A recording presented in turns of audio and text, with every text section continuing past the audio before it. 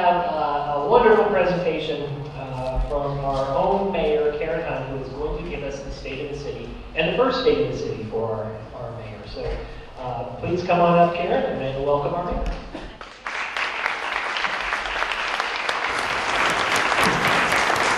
I am excited to be here. Yes, this is my first State of the City for the Chamber, but I've had a couple of warm-ups with some other organizations, so I'm feeling a little bit more comfortable. One of the things that I want everybody to know is that the support of the staff, as you see a whole bunch of staff people here, and the other city council members in this last 6 months have been awesome. Many of you asked me if this was more or less than what I expected, and the answer is yes. It just kind of depends on the topic. But it has been a great start to my term, which is a 3-year term. And that means that this is the first of 3, hopefully, that you will hear me. I have kind of changed up what has been done historically. If you will first look at your table, I have some handouts for you. Instead of going through numbers, which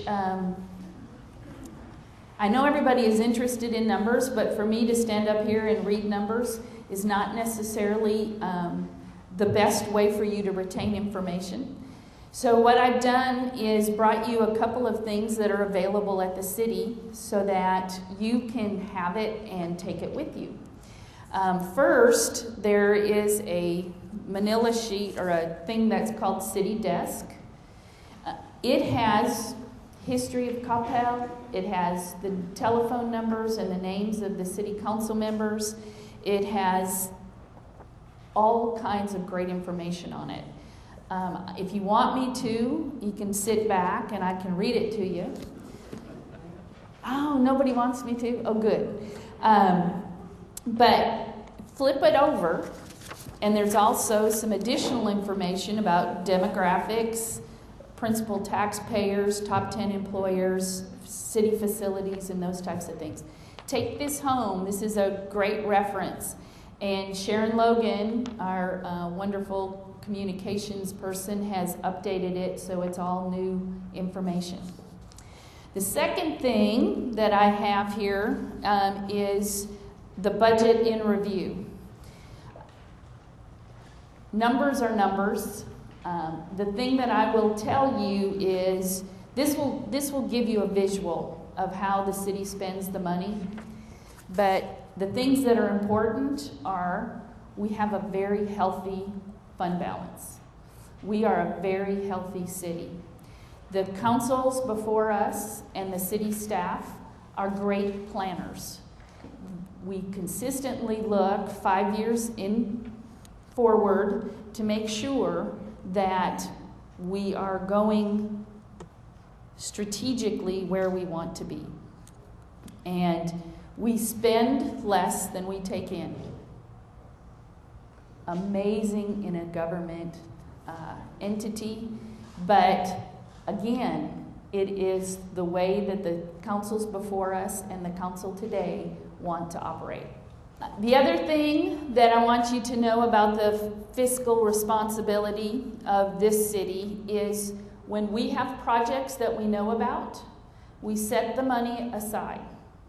So, for example, we have a fiduciary responsibility to do some work on the dam with the North Lake property. That money is set aside.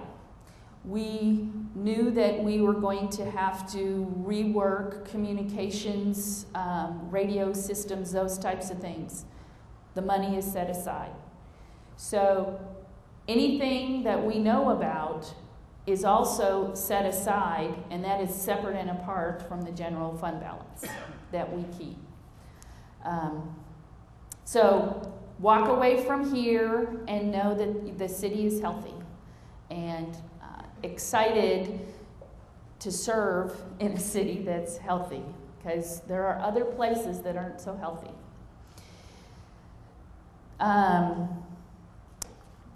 Another thing that happened in 2012 is you got a new mayor and 3 new city council members. And I would tell you that it is a group of people that are working well together. Pull Billy aside later, he might tell you the truth. But it's a group of people who are very independent thinkers.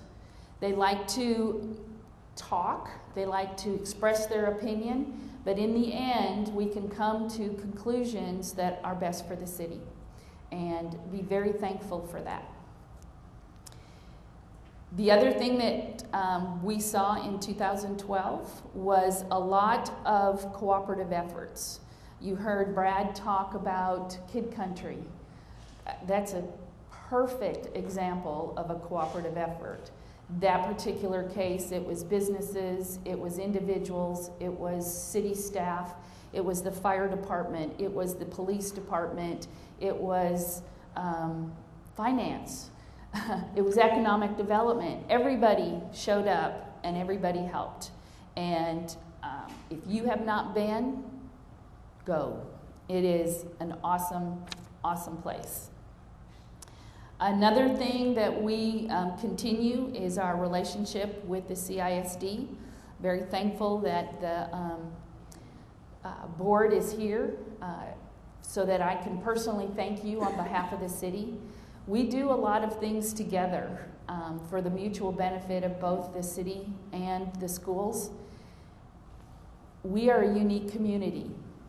Not all communities have a great relationship with their school districts. So be thankful.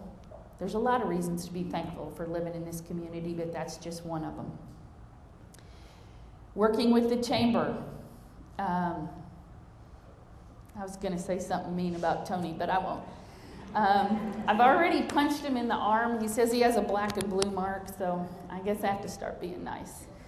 But with Tony's leadership in the chamber has stepped up, and they are doing things to promote economic development in our community. They are stepping up and promoting Shop Coppell, lots and lots of really good things. And when we have a strong chamber, that adds to the strength of our community. Living well in Coppell. Has anybody heard that yet? There's 2 or 3 shaking their heads. The new health initiative that came out of the 2030 plan, which we'll talk about the 2030 plan in just a second.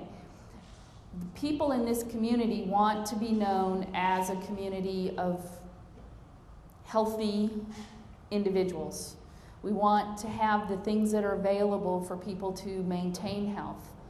So another group of people with city assistants, not run by the city, but city assistants, are coming together, and they are being known as Living Well in Coppell. So pay attention. You'll start seeing some things with that moniker on it, and hopefully we will start seeing some of the fruits of their labors. I have here talked about other cooperative efforts that we have with other municipalities, the jail, the communication, those types of things. For those of you who don't know, as of October 1st, if you are a visitor in Coppell that enjoy the custody of our police department, you will be delivered to the Coppell or the Carrollton jail for your future several hours or several days, depending. But the city of Coppell, through an interlocal agreement, is using the facilities and the staff of Carrollton. They have access. We don't have as many people using those facilities, so it's a great win-win. They get benefit, we get benefit. And it's not that far. So when Cliff goes and gets in trouble, Chris doesn't have to go very far to pick him up. Said that once before, it went better this time. And then the thing that I think a lot of you guys here would be very interested in is all of the wonderful businesses that in the last year have indicated that they're coming, either have come or are coming to Coppell. Scentsy opened their regional distribution center, and within 6 months, they had to expand, and they opened up another location. So they now have almost twice the space that they originally had planned. Napa Auto Parts has both a regional distribution center and a retail store. Lanvera has their corporate headquarters and a distribution center. SP Richards, Shaw Industries both have opened up distribution centers. Nantera International will have their R&D, their corporate headquarters, and their manufacturing here. Geoforce has their corporate headquarters here. Glacier Foods, regional distribution. IBM is expanding. Pegasus Logistics is expanding. And there are many, many more to come.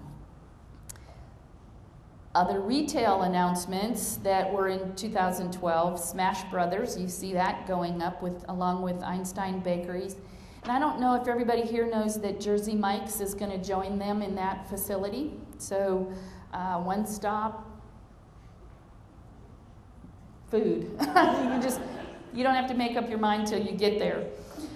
Pink Frosting, the chamber had a ribbon cutting for them last week. Good stuff. I'm not thinking I'm going to have to make red velvet cake anymore. I can just go buy their cupcakes.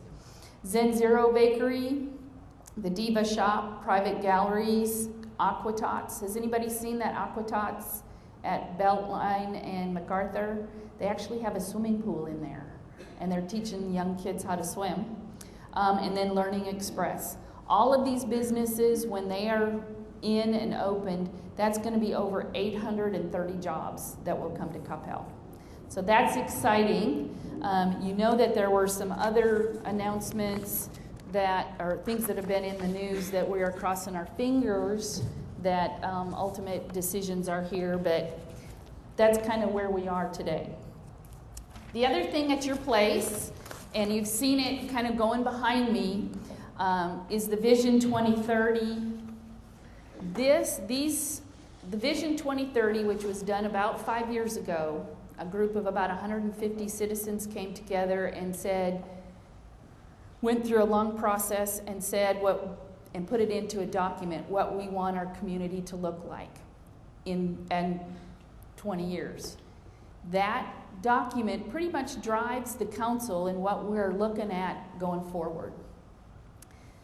These right here the first one shows what a little summary as to what 2030 is, but each one of these other ones goes over the 5 goals that it was set up.